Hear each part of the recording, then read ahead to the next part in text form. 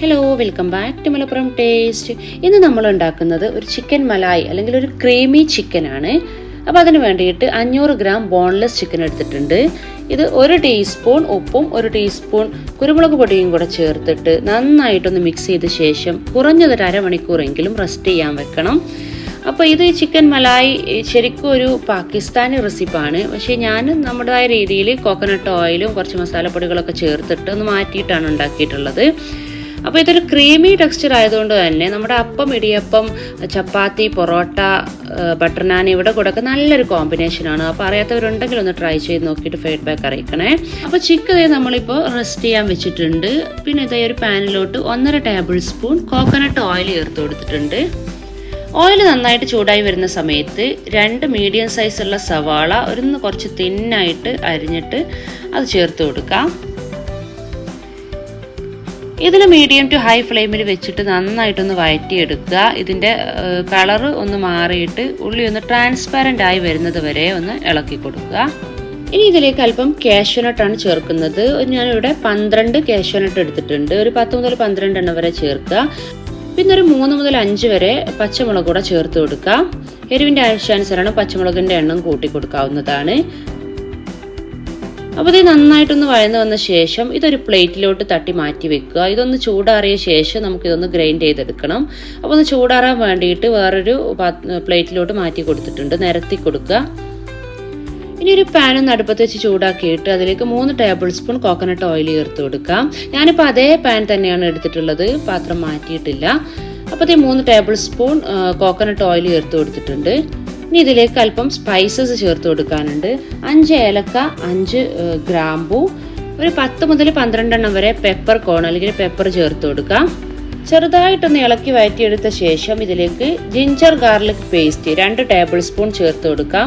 Home made ginger garlic പേസ്റ്റിൻ്റെ ഒരു video മുമ്പ് post ചെയ്തിട്ടുണ്ട്, ലിങ്ക് വേണമെങ്കിൽ ഡിസ്ക്രിപ്ഷനിൽ കൊടുത്തേക്കാം. ഇതിനെ നന്നായിട്ടൊന്ന് കളർ മാറുന്നത് വരെ ഒന്ന് വഴറ്റിയെടുക്കണം. അപ്പോൾ ആ ഒന്ന് വഴന്ന് വരുന്ന സമയത്ത് നമുക്ക് നേരത്തെ റെഡിയാക്കി വെച്ചിട്ടുള്ള ആ ഒരു ഒനിയൻ്റെ മിക്സ് ഉണ്ടല്ലോ, അതൊന്ന് ഗ്രൈൻഡ് ചെയ്തെടുക്കണം. അപ്പോൾ ഗ്രൈൻഡ് ചെയ്യുന്ന സമയത്ത് ഇതിലേക്ക് 3 ടേബിൾ സ്പൂൺ വാട്ടറും കൂടെ ചേർത്തിട്ട് വേണം ഇത് അരച്ചെടുക്കാൻ വേണ്ടിയിട്ട്. അപ്പോൾ ഇത് അരച്ചെടുത്തിട്ടുണ്ട്. ഈ ഒരു സമയത്ത് നമ്മൾ അടുപ്പത്ത് വെച്ചിട്ടുള്ള ഈ ജിഞ്ചർ ഗാർലിക് പേസ്റ്റിൻ്റെ ആ ഒരു ഇതുണ്ടല്ലോ, അത് നന്നായിട്ട് കളറ് മാറി വന്നിട്ടുണ്ട്. അപ്പോൾ അതിന് അരക്കാൻ പോകുന്ന സമയത്ത് അത് ലോ ഫ്ലെയിം ആക്കി വെക്കാൻ മറക്കരുത്, അല്ലെങ്കിൽ അത് വരുമ്പോഴേക്ക് കരിഞ്ഞു പോകും. അപ്പോൾ അത് ഇനി നമ്മൾ അരച്ചെടുത്തുള്ള ഈ ഒരു മിക്സ് ഉണ്ടല്ലോ, കാഷ്യൂനട്ട്, ഒനിയനും ഈ ഗ്രീൻ ചില്ലിയും കൂടെയുള്ള മിക്സ് ഇതിലോട്ട് ചേർത്തിട്ട് നന്നായിട്ടൊന്ന് ഇളക്കി വഴറ്റിയെടുക്കുക.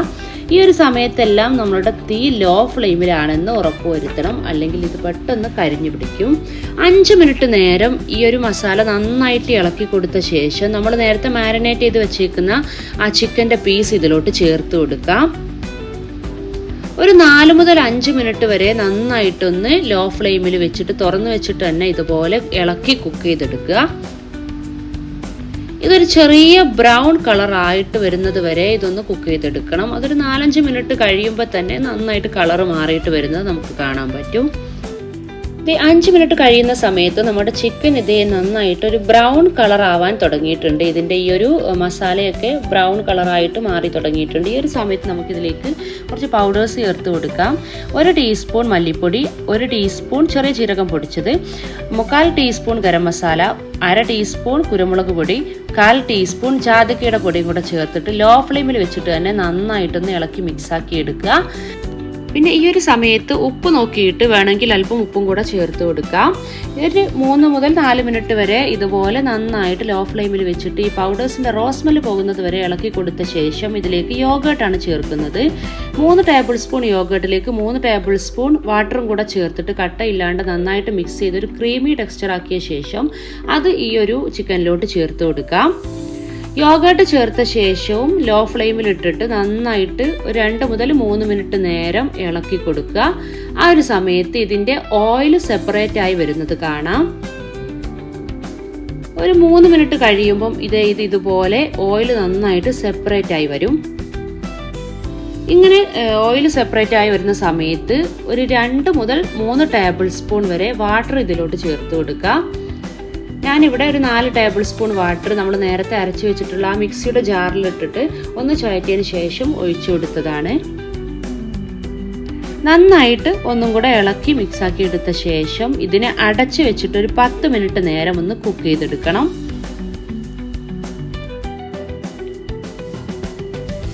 10 മിനിറ്റിന് ശേഷം ഇതൊന്ന് തുറന്നു നോക്കിയിട്ട് അടിയിൽ പിടിക്കുന്നില്ല എന്ന് ഉറപ്പ് വരുത്തുക. തീ ഇപ്പോഴും മീഡിയം ടു ലോ ഫ്ലെയിമിൽ തന്നെ കീപ്പ് ചെയ്യുക. ഇനി ഇതിലേക്ക് ഫ്രഷ് ക്രീം ആണ് ചേർക്കുന്നത്. ഞാനിവിടെ അൽ റവാബിയുടെ ഫ്രഷ് ക്രീമാണ് എടുത്തിട്ടുള്ളത്. നിങ്ങൾക്ക് അവൈലബിൾ ആയിട്ടുള്ള ഏതെങ്കിലും ഫ്രഷ് ക്രീം ഒരു 4 ടേബിൾ സ്പൂൺ നമുക്ക് ഇതിലോട്ട് ആവശ്യമായിട്ടുണ്ട്. ഇത് ഡയറക്റ്റ് ആയിട്ട് തന്നെ 4 ടേബിൾ സ്പൂൺ ഫ്രഷ് ക്രീം ഈ ഒരു കറിയിലോട്ട് ചേർത്ത് കൊടുക്കുക. ഫ്രഷ് ക്രീം ചേർത്ത ശേഷം ഇത് അധികം കുക്ക് ചെയ്തെടുക്കേണ്ടതില്ല. എന്നാലും ഒന്ന് തിള പൊങ്ങി വരുന്നത് വരെ ഒന്ന് വെയിറ്റ് ചെയ്യുക. നന്നായിട്ടൊന്ന് മിക്സ് ചെയ്തെടുക്കുക. ഇനി അവസാനമായിട്ട് ഇതിലേക്ക് ഒരു ഗാർണിഷിംഗ് പോലെ കുറച്ച് ബട്ടറും കസൂരി മേത്തിയും ചേർക്കുന്നുണ്ട്. തികച്ചും ഓപ്ഷണലാണ്. ഇത് ചേർക്കുമ്പോൾ ഒരു പ്രത്യേക ടേസ്റ്റ് ഉണ്ട്. അതുകൊണ്ടാണ് ഞാനിത് ചേർക്കുന്നത്. നിങ്ങൾക്ക് ആവശ്യമില്ലെങ്കിൽ ഒഴിവാക്കാം. 1 ടേബിൾ സ്പൂൺ ബട്ടർ ചേർത്ത് കൊടുത്തിട്ടുണ്ട്. പിന്നെ 2 ടീസ്പൂൺ കസൂരി മേത്തി കയ്യിലെടുത്തിട്ട് ഒന്ന് പൊടിച്ചിട്ട് അതും കൂടെ ഇതിലോട്ട് ചേർത്ത് കൊടുക്കുകയാണ്. ഈ കസൂരി മേത്തി നമ്മുടെ ഉലുവയുടെ ഇല ഉണക്കി പൊടിച്ചിട്ടുള്ളതാണ്. സൂപ്പർ മാർക്കറ്റിലെല്ലാം അവൈലബിൾ ആണ്. ഈ ബട്ടർ ഒന്ന് മെൽറ്റായി വരുന്നത് വരെ നന്നായിട്ടൊന്ന് ഇളക്കി മിക്സ് ചെയ്തെടുക്കുക. ഒരു 2 മിനിറ്റ് നേരം ഒന്ന് തിളപ്പിച്ചെടുത്ത ശേഷം ഈ ഫ്ലെയിം ഒന്ന് ഓഫ് ചെയ്ത് കൊടുക്കാവുന്നതാണ്. ടേസ്റ്റ് ഒക്കെ ഒന്ന് ബാലൻസ് ചെയ്യാൻ വേണ്ടിയിട്ട് ഒരു 5 മുതൽ 10 മിനിറ്റ് വരെ ഇതിനൊന്ന് അടച്ചു വെച്ച ശേഷം നമുക്കിതിനെ സെർവ് ചെയ്യാവുന്നതാണ്. അപ്പോൾ ഇത്രയേ ഉള്ളൂ, നമ്മൾ അടിപൊളിയായിട്ടുള്ള ചിക്കൻ മലായി അല്ലെങ്കിൽ ക്രീമി ചിക്കൻ റെഡി ആയിട്ടുണ്ട്. നേരത്തെ പറഞ്ഞ പോലെ അപ്പം, ഇടിയപ്പം, ചപ്പാത്തി, പൊറോട്ട ഇവിടെ കൂടെ നല്ലൊരു കോമ്പിനേഷനാണ്. അപ്പോൾ എല്ലാവരും ട്രൈ ചെയ്ത് നോക്കിയിട്ട് ഫീഡ്ബാക്ക് അറിയിക്കുക. ചാനൽ ഇതുവരെ സബ്സ്ക്രൈബ് ചെയ്യാത്തവരാണെങ്കിൽ പ്ലീസ് സബ്സ്ക്രൈബ് ആൻഡ് സപ്പോർട്ട്. പുതിയ റെസിപ്പിയുമായി കാണാം. ബൈ.